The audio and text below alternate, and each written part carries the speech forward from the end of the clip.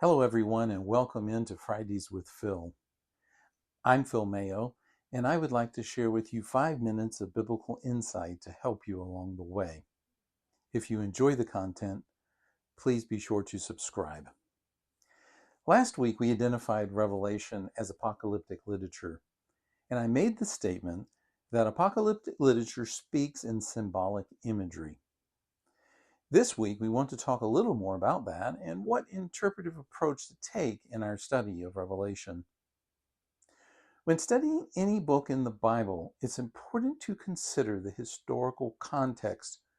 For example, if we were studying 1 Corinthians, we would want to try to find out what first century Corinth was like and how this background information might illuminate what Paul wrote. Revelation is no different. However, I have found that many people, when studying Revelation, forget this basic fact. I once heard Gordon Fee, a respected New Testament scholar, say that when it comes to the study of Revelation, people seem to lose their heads. He said this because he understood as a biblical scholar this fundamental principle of interpretation. And like me, he saw the often misguided and even fantastic interpretations that have come forward over the past 2 centuries. The greatest problem that many have had with interpreting Revelation is the failure to recognize the nature of the apocalyptic style.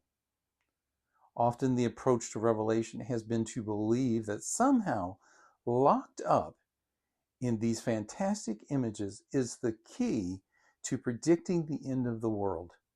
That if we could only figure it out, we would know exactly how the final years on earth will transpire before Jesus comes.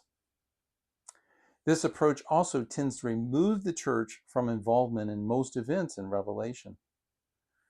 The primary approach to this kind of interpretation is to interpret the image of Revelation literally rather than symbolically, and to see the events in Revelation unfolding in a historically linear timeline.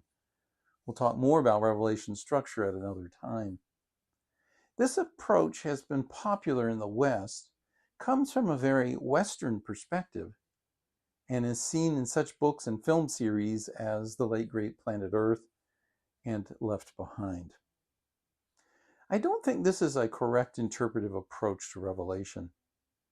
The questions we want to answer are why and to whom John wrote Revelation, and what is its message? We can discern from early evidence that it was written in the late 1st century by someone named John, who was on the island of Patmos, a small island off the coast of modern Turkey. He says, for the word of God and the testimony of Jesus. John also describes himself as a brother and companion in suffering, which may imply that John may himself be in exile for his faith. John addresses the revelation to churches in the province of Asia, which was located only a few miles from Patmos on the west coast of modern Turkey. All of this suggests a context and a time in which we can see the images of Revelation in order to know why it was written and ultimately the message it contains. These 7 churches existed in 7 real cities in the Roman Empire. When we look at the messages to these churches, we will find that they are facing real problems, both from within and from without. Revelation was written then as a message to them about how to live out their faith in turbulent times. It is a call to faithful endurance. Whatever Revelation has to say to us in the 21st century has to be teased out of the message first penned to these 7 churches. The challenges that these 7 churches faced have not changed over the centuries.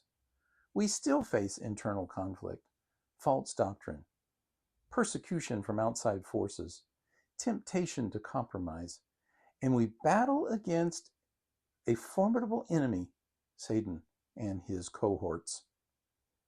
These are the issues that face the churches of Revelation, and these are the issues we still face today. This is what makes Revelation still relevant. Next week, we'll continue our series, Reading Revelation Right, by taking a look at, quote, one like a son of man. I hope you'll join me. If you have a question, leave it in the comments below. Thank you, and God bless you.